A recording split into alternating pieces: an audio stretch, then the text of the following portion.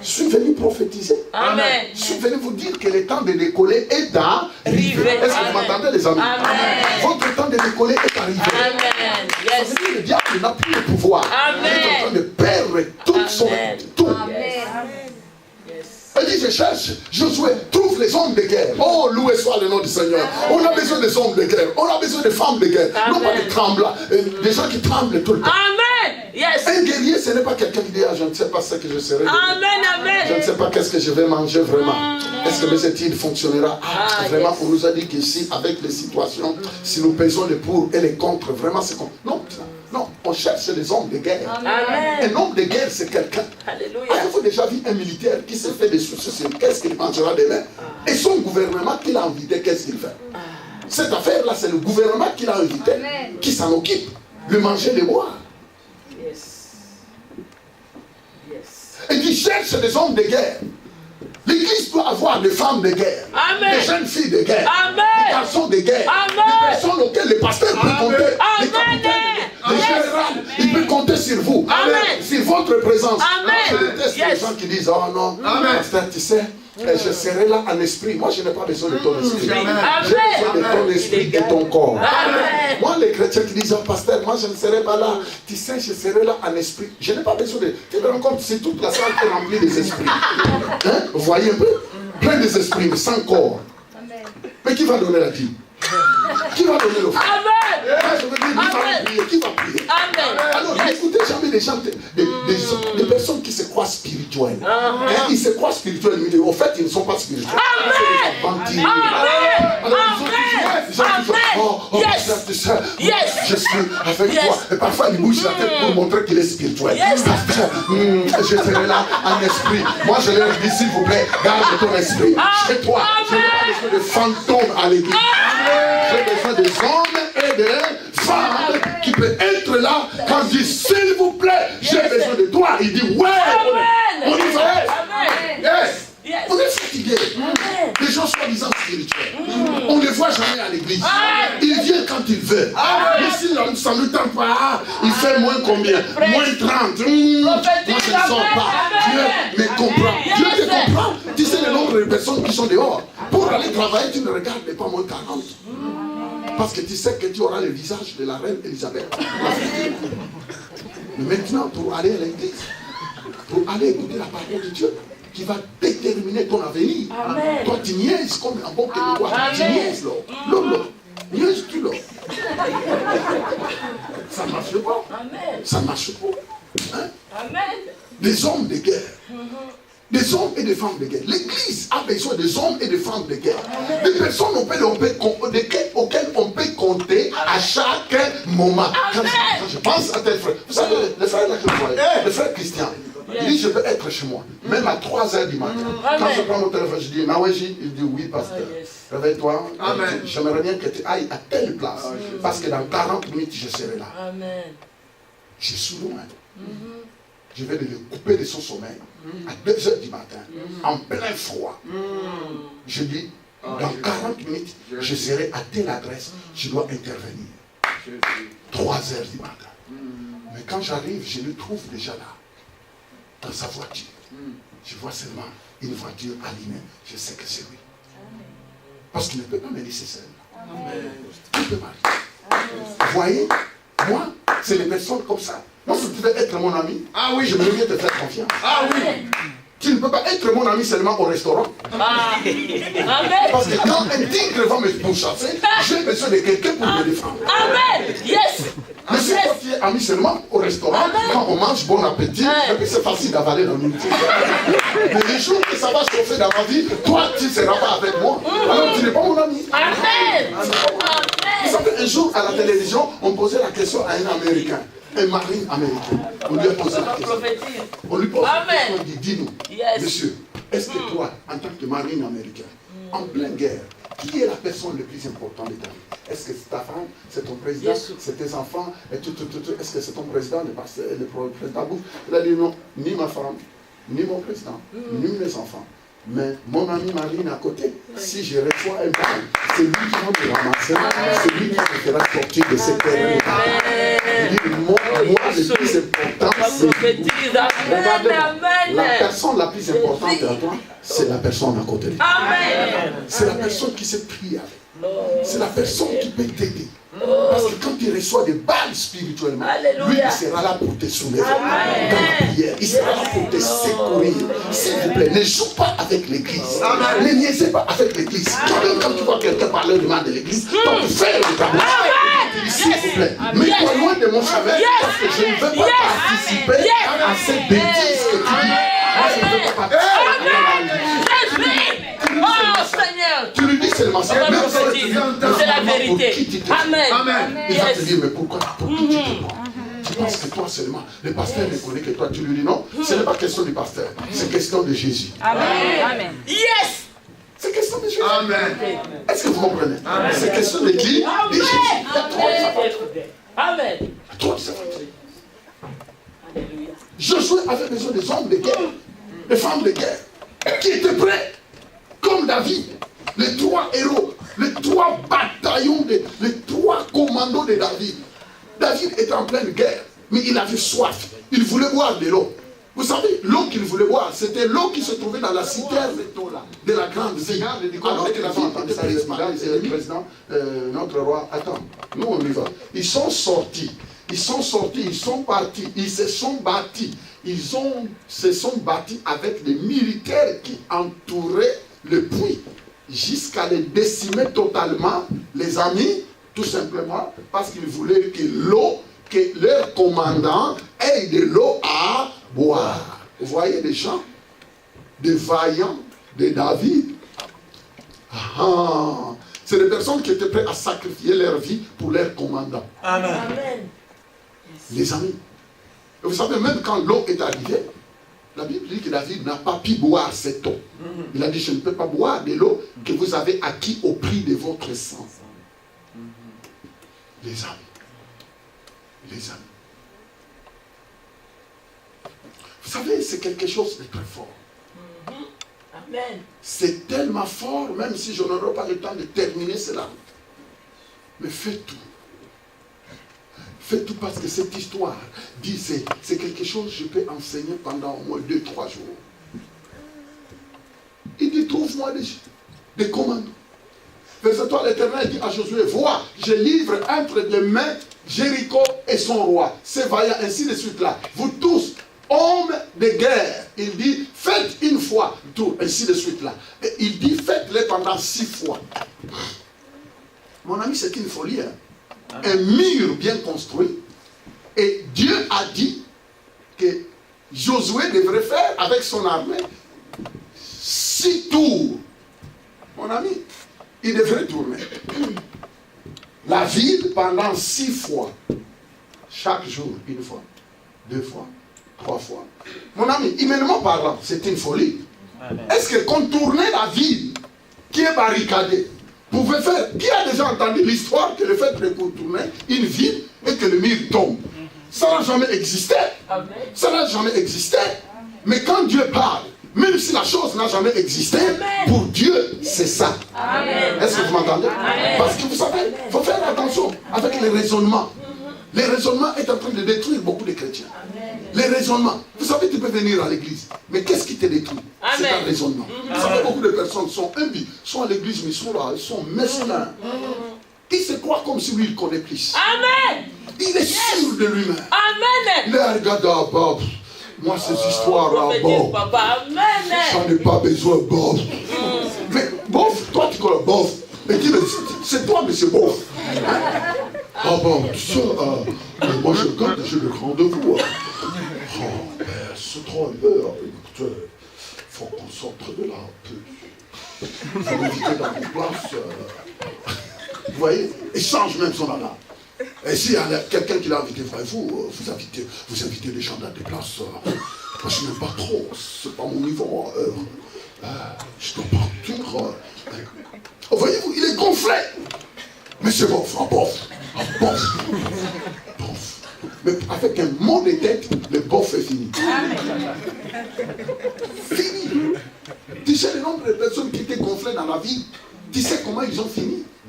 Les gens qui pensaient gérer le monde. Les gens qui pensaient contrôler tout. Amen. Les gens qui pensaient qu'ils étaient plus risés que risés. Vous savez, il y a des personnes, quand tu les croises, ils pensent, il est en train de te parler. Il pense que lui, il peut te mentir, te viriler, faire des zigzags, et puis il te laisse dans ton coin. Tu dois être ton idiot, tu ne connais rien. Rien. Tu ne sais même pas qui tu t'adresses.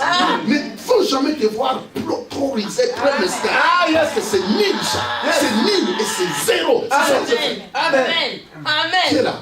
Amen. Dieu dit à Josué, Josué, vous allez faire les tours, c'est la folie. Faire les tours du mur 6 fois, c'était la folie. Parce que si vous calculez même en mathématiques, même le bruit du pas ne peut pas faire tomber ces murs-là. Mais Dieu dit, vous allez voir ce qui va arriver. Contourner les murs. La 7e fois, il devrait crier quoi? 6e, 7e fois, il devrait crier. Il devrait faire 7 fois et puis pousser les cris. Tu te rends compte, vous savez parfois les stratégies que Dieu donne, des choses qui peuvent paraître absurdes. Mais c'est ça qui va amener la délivrance de Dieu. C'est ça qui va t'ouvrir des portes. Si vous lisez l'histoire, oh, je n'ai pas le temps, je vais aller rapidement, je n'ai pas le temps, alléluia, verset 7, qu'est-ce qu'il dit? Il dit, verset, quoi?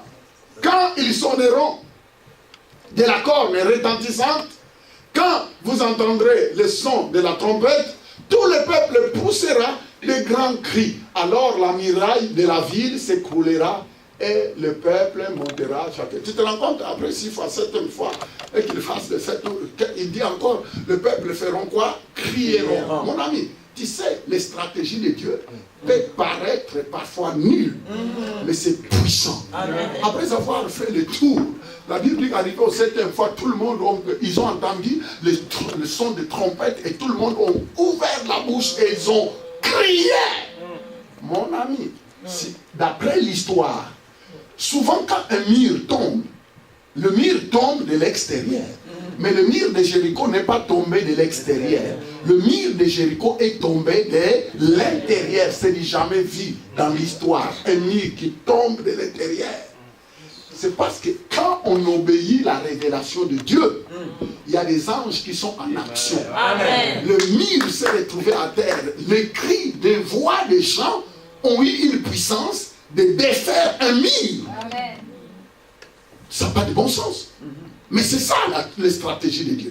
Le mur se retrouve à terre. La Bible dit que les peuples sont entrés dans la ville et chacun s'est accaparé le bien qu'il fallait. Amen. Victoire, dites victoire. Victoire. Dites encore victoire. Victoire. Amen. Romains, je vais aller vers rapidement. Romains, chapitre,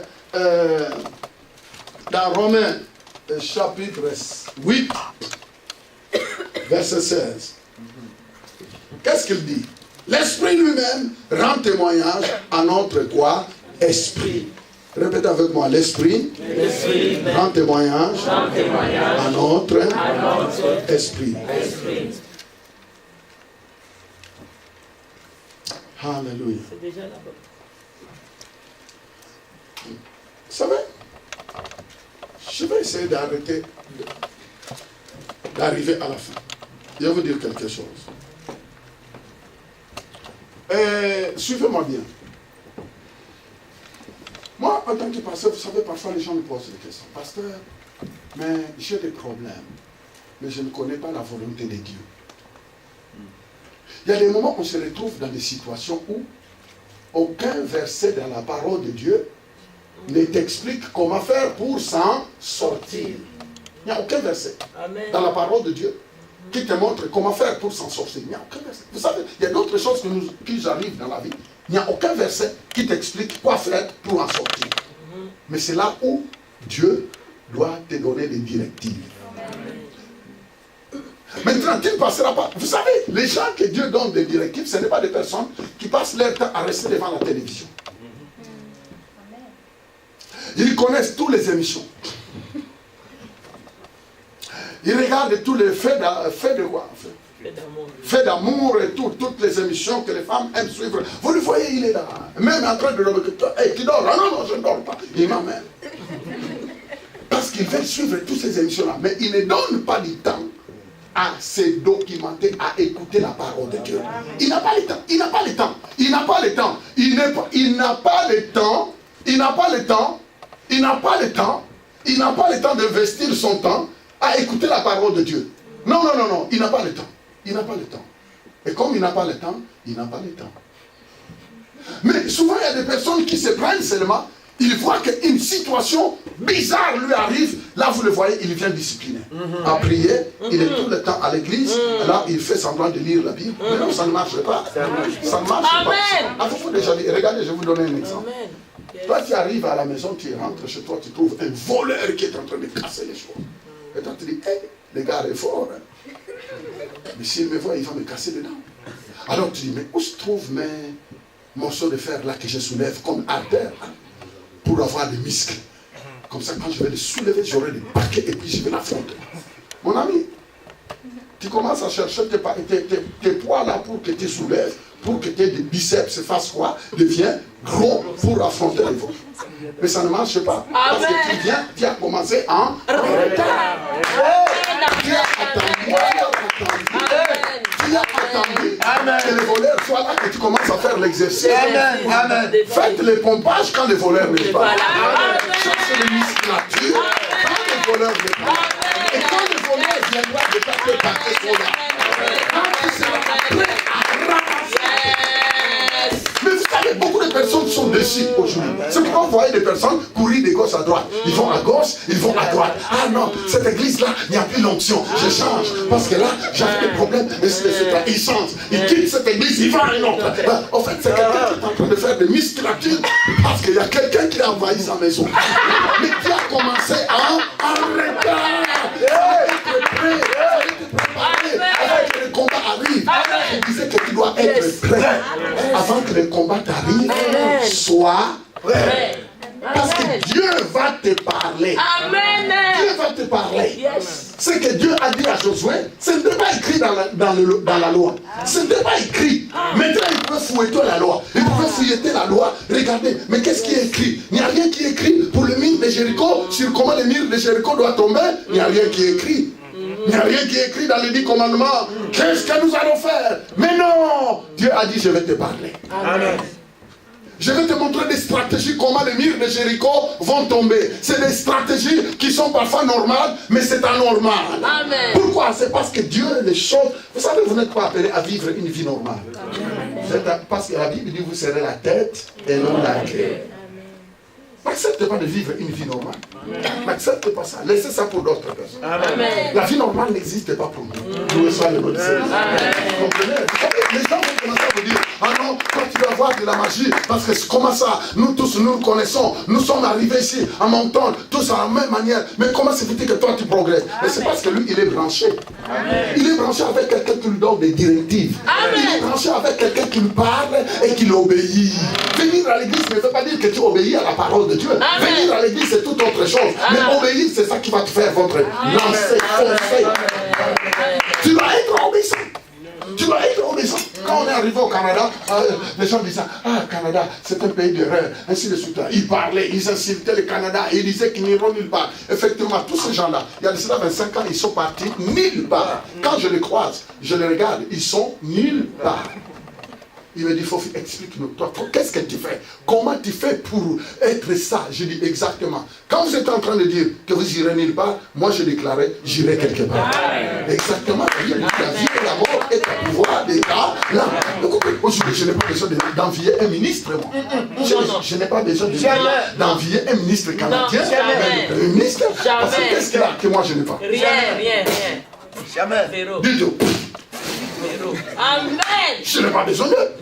Je n'ai pas besoin de l'envier. Je suis béni. Amen. Pourquoi? Mais il y a cela 25 ans, il n'y avait rien avec mes yeux. Je ne voyais rien. Mais mes yeux spirituels voyaient. Vous savez ce que tu ne vois pas aujourd'hui, voilé dans le jour de mon ami, je te dis que tu es quelqu'un de spécial. Oh, c'est la petite bénie. Tu prends foi.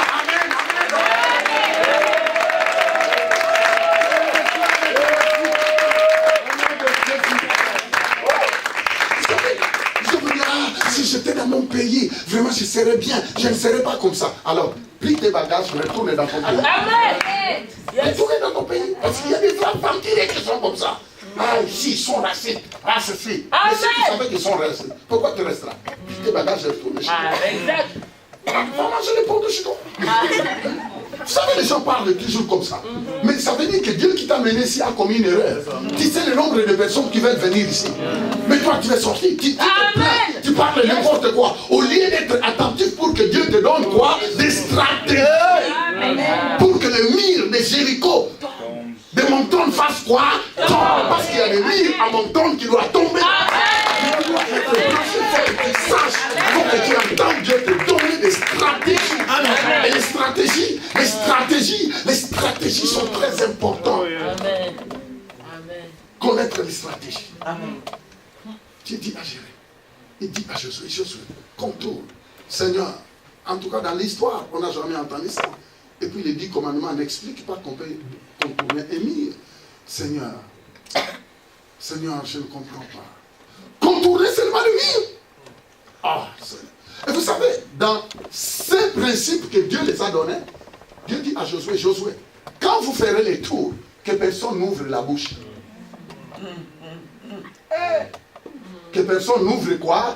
Quand ils étaient en train de contourner le mur, personne n'avait le droit d'ouvrir quoi? La bouche. Parce qu'ils savaient que dans les groupes, si on les avait permis de parler, il y a d'autres qui pouvaient dire non.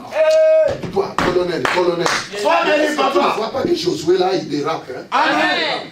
Mais toi, est-ce que dans la mathématique, à l'université, est-ce que toi, as-tu déjà entendu ça? On peut faire les tours de mur et puis le mur tomber. Ah, colonel, comment vous suivez les gars comme ça? Dis, bon, écoutez, vous voyez, moi je suis en train de marcher calmement parce que je ne suis pas trop sûr de vos affaires. Tu te rends compte? Il y a d'autres qui allaient commencer à tirer des pas. Et les tirer des pas, il y en a toujours. Amen. Mais parfois, il ne veut pas ralentir le passé, il aimerait bien contaminer son micro. Il aimerait bien que l'autre soit contaminé. Ne soit pas contaminé. Yes. Dis non, mais mille doivent tomber. Ne me contamine pas. C'est pourquoi Josué dit, s'il vous plaît, que personne n'ouvre la bouche. Parce que s'il avait permis que les gens parlent, chaque personne allait parler selon son point de vue. Tous les points de vue allaient sortir. Étant donné que... Et vous savez, il y a des personnes qui sont fortes en littérature. Ils allaient littéraliser les choses. Étant donné que dans la lettre S, il n'y a pas l'accent, on n'a jamais vu ça. De telles choses dans la déontologie. Un mur ne peut pas se rouler par les cris. Mais Josué, on ne comprend pas tes stratégies. Est-ce que tu peux t'asseoir? Parce qu'on aimerait bien que tu nous expliques, donner un peu la démonstration physiquement, dans la physique et le lit. Explique-nous comment un mur va tomber. Yes. Ils allaient commencer à régler des problèmes. Au lieu de faire le tour de 6, ils allaient commencer à s'asseoir. Écrire. X plus 3, tirer B, équation. Mais ça n'allait pas sortir. Parce que Dieu a dit contourner quoi? Le lit. Il y a des choses que Dieu te dira qui peut dépasser ton intelligence. Le verset de mon temps. Quand tu vois ça, ne te gonfle pas. Non. Moi, je suis à l'université. L'université? Tu sais le nombre de personnes qui ont fait les universités? Ils meurent avec leur diplôme. La grâce de Dieu. Un diplôme sans la grâce de Dieu. Il n'y a pas de sécurité. Vous entendez même des ici, c'est bon. Même des ici, oh, il a fermé. Mais toi, tu as acheté toutes sortes de choses par rapport au plan que tu as fait de l'usine, qui ferme au bout de quelques mois. Et tu te retrouves sans travail. Les stratégies de Dieu, c'est garanti. Est-ce que vous comprenez ça? Les amis, je vais m'arrêter. Prochainement, je reviens. Je vous dis la vérité. Réveillez-vous. Dieu a un plan pour vous. Est-ce que vous comprenez? Dieu a un plan pour vous. Tu dis à Josué, ne leur permets pas de parler. Parce que sinon, le négativisme vont déraler vers le négativisme. Vous savez, quand tu marches avec quelqu'un de négatif, il va te contaminer. Il va te contaminer. Faites attention aux gens négatifs. Moi, avec mon épouse, on est discipliné. Quand on se réveille, on se veille. tu n'as pas le droit de faire sortir une parole qui va à l'encontre de la parole de Dieu. Tu n'as pas le droit. Amen. Et si tu oses dire que Dieu dit, hey, rectifie, réponds-toi, rectifie, change, remplace cette parole. Parce que quand tu déclares une parole négative, il faut les remplacer. Amen. Et souvent, ce que tu as déclaré est saisi. Amen. Et les diables cherchent de parler de négatif pour qu'ils puissent accomplir ce qu'ils ont dit. Amen. Parce que ce soit positif ou négatif, là, la parole a une force. Amen. C'est pourquoi la Bible dit dans Matthieu, vous serez jugés. Jésus-Christ a dit, faites attention de la manière dont vous parlez parce que vous serez jugés par vos paroles. Les jugements, là, on ne parle pas de jugement dernier. Ça veut dire que ce que tu dis, tu mangeras les fruits. Faites attention parce que ta victoire, ta réussite est au pouvoir de ta langue. Frères et sœurs, voyez loin, voyez plus grand, voyez plus grand, voyez plus grand. La main de Dieu est avec vous. Amen. Tu as compris ça? Amen. Oui.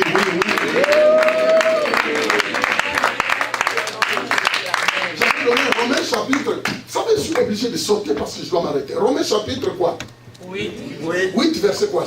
Il dit quoi? L'Esprit lui-même rend témoignage à notre esprit que nous sommes quoi? Enfants. Vous entendez? L'Esprit de Dieu en vous. Il rend quoi? Témoignage. Est-ce que vous savez? Oh Seigneur.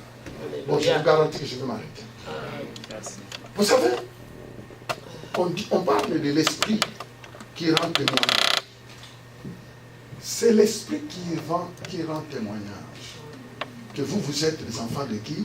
De Dieu. Loué soit le nom du Seigneur. Amen. Je disais loué soit le nom du Seigneur. Amen. Je vais attirer votre attention. Actuellement, beaucoup de personnes, ils pensent qu'ils peuvent marcher selon les prophéties. Vous ne pouvez plus continuer à courir derrière quelqu'un pour qu'il prophétise pour vous. Parce que vous savez que dans l'ancienne alliance, l'Esprit de Dieu n'habitait pas dans les gens. L'Esprit de Dieu, l'Esprit Saint descendait dans la vie des prophètes, descendait sur les prophètes une fois. Dès que les prophètes prophétisaient, c'est fini, l'Esprit partait. Parce qu'ils n'étaient pas nés de nouveau. Mais dans la nouvelle alliance, dès que tu acceptes Jésus comme Seigneur et Sauveur, le Saint-Esprit vient s'installer en toi. Amen. Et il n'avait pas le Saint-Esprit dans l'ancienne alliance. Il n'avait pas le Saint-Esprit. Il n'avait pas le Saint-Esprit. Comme il n'avait pas le Saint-Esprit, ils étaient obligés tout le temps de courir là où le prophète était pour qu'ils puissent entendre une directive de qui? De Dieu. Il devait aller voir le prophète. Parce que c'est lui qui reçoit l'Esprit. Pour qu'il leur dise, ainsi dit le Seigneur. Maintenant dans la nouvelle alliance. Amen. Dans la nouvelle alliance, le Saint-Esprit est descendu sur toi. C'est pourquoi maintenant il faut apprendre à l'écouter. Parce que souvent, dans la plupart des temps, oui, tu peux recevoir une prophétie. Mais la prophétie n'est que l'accomplissement de ce que Dieu t'a déjà mis dans le cœur. Est-ce que vous comprenez? Amen. Est-ce que vous comprenez? Amen. Est-ce que vous comprenez? Amen. Parce que le même Saint-Esprit habite en toi. La Bible, ne savez-vous pas que vous êtes le temple du Saint-Esprit? Ne savez-vous pas que le Saint-Esprit habite en vous? Maintenant, le Saint-Esprit habite en vous. Celui qui était dans les prophètes. Maintenant, tout ce que tu dois faire, c'est de développer l'écoute. Développe l'écoute. Développe l'écoute. Il y a des moments où tu pries. Tu as lu la Bible, tu cherches les promesses. Il n'y a rien, mais laisse Dieu te parler. Dieu peut te parler avec une douce voix. Le Saint-Esprit de Dieu met quelque chose dans ton esprit. Et ton esprit le transforme en une pensée. Et tu vois qu'une pensée qui est tellement bien. Et en suivant cette pensée, tu vois, tu sors de ce mur de Jéricho. Voyez le problème. C'est ça le problème. Vous voyez les gens maintenant courir de gauche à droite. Oh, on a appris qu'un prophète est arrivé là-bas. Oui, c'est bon. Mais vous savez, ce n'est plus comme dans l'ancienne alliance. Tu te rends compte, maintenant tout le monde s'accapare de ce ministère de prophètes. Et de vrais et de faux. Tu te rends compte maintenant si tu donnes une prophétie qui n'est même pas de Dieu. Ça veut dire que tu bâtis ta vie sur une erreur. Vous bâtissez votre vie sur une erreur. Quel gâchis. Quel gâchis. Moi j'entends des personnes, oh pasteur, moi je suis ici, mais mon prophète est à Yaoundé. À Yaoundé. Oh, tu sais, moi, mon prophète habite à Yaoundé. Il habite à Abidjan. Il habite Douala. Dès que j'ai des problèmes ici, j'envoie seulement $200. Et lui, il entre en chaîne. Dieu va lui parler. Oh, Dieu doit lui parler pour toi. Vous voyez les grosses erreurs que les gens commettent. C'est pourquoi vous voyez aujourd'hui, beaucoup de personnes vivent des chaos. Il a envoyé $200 à un prophète au Cameroun pour qu'il gêne pour lui. Mais finalement, toi, ta relation avec Dieu, comment? Amen. Comment tu ne peux pas développer une relation avec le Seigneur et entendre quand l'Esprit te parle? Vous savez, parfois l'Esprit ne parle pas avec des brouhahs. Alléluia, je suis l'Éternel qui te parle. Non, c'est n'importe quoi. Quand vous entendez des personnes, quand quelqu'un commence à dire Dieu m'a parlé, c'est que Dieu ne lui a pas parlé. La plupart des gens qui crient Dieu m'a parlé, Dieu ne lui a pas. Est-ce que vous savez que Dieu n'est pas bavard? Faut faire attention. Et il y a d'autres personnes pour te parler, il est prêt même à fermer les yeux forts. Alléluia. Alléluia. Pasteur, il clique un peu sur ce pasteur. Est-ce que je peux te parler? Parce que la nuit, Dieu m'a parlé. Dieu t'a parlé, de toute façon, Dieu connaît mon adresse. Dis-lui de venir me parler. Stop!